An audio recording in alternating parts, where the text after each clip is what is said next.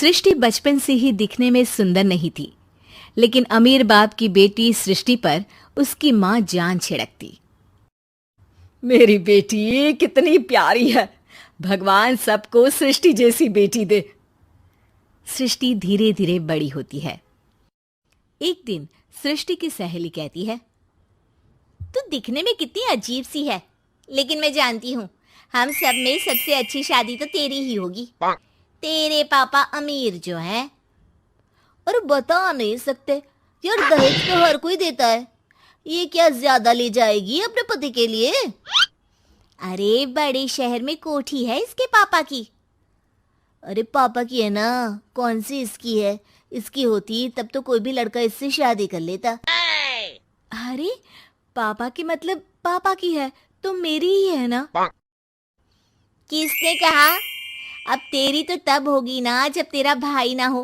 वैसे भी शादी के बाद सारी प्रॉपर्टी भाई के नाम होती है।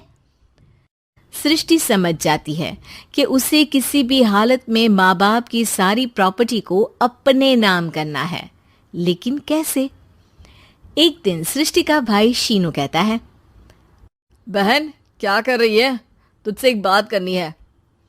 अरे हाँ करना, मैं तो तेरी बहन हूँ।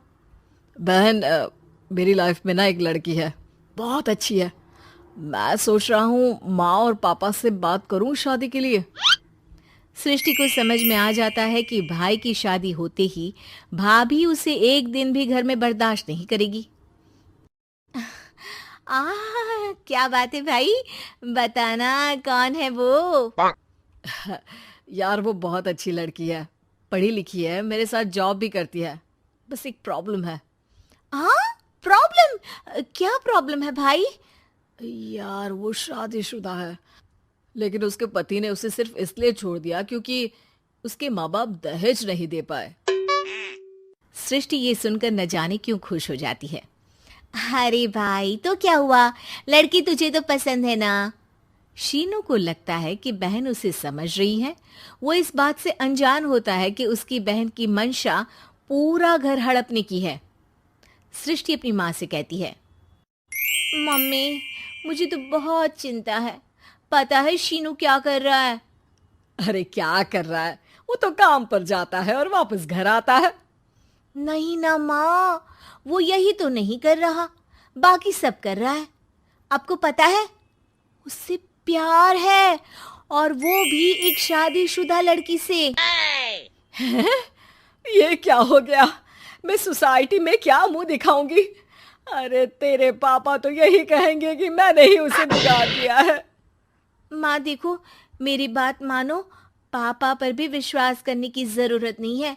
अब आप ही बताओ, पापा इतनी देर घर के बाहर रहते हैं क्यों? बोलो। अरे बेटा वो तो नौकरी करते हैं ना। तू बहुत भोली है माँ।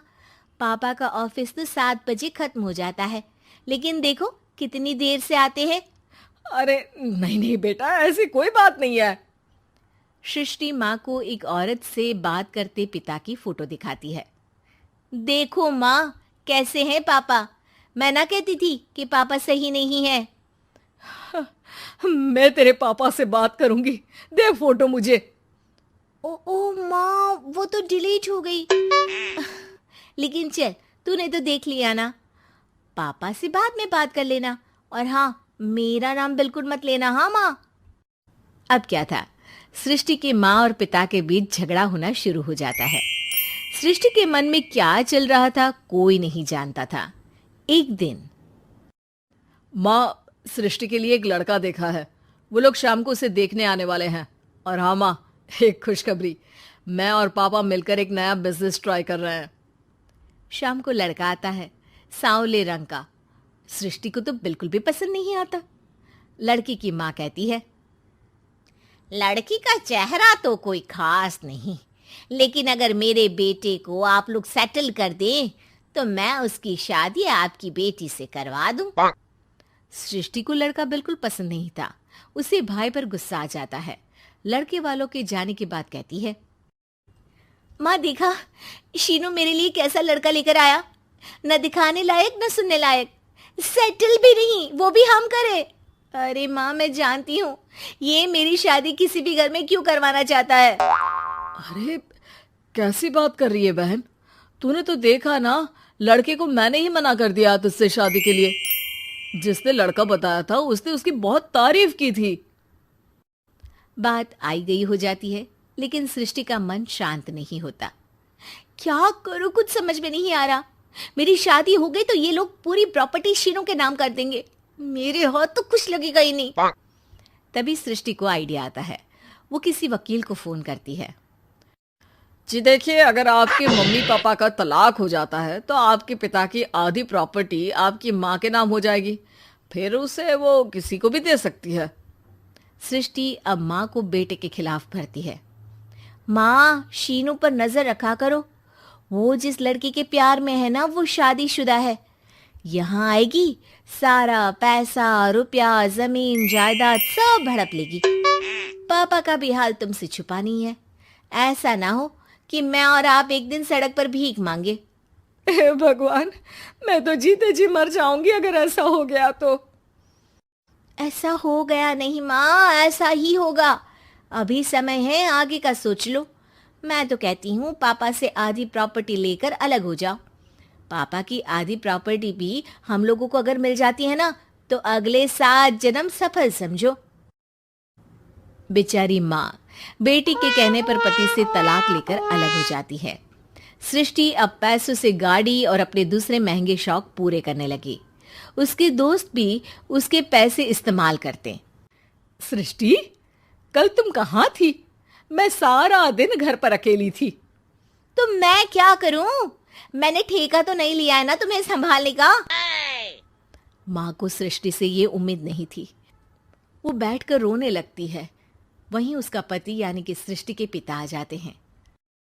मैं जानता था कि तुम्हारा यही हाल होगा, तो आपने मुझे रोका क्यों नहीं?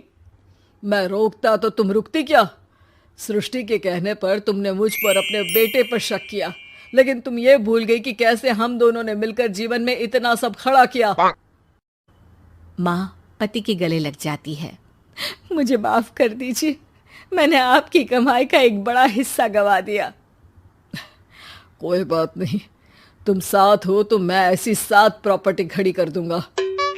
तभी वहां सृष्टि आ जाती है रोते हुए। माँ, मयंक ने मुझे छोड़ दिया। वो बोल रहा था जब तक मेरे पास पैसे थे तब तक ही वो मेरे साथ था।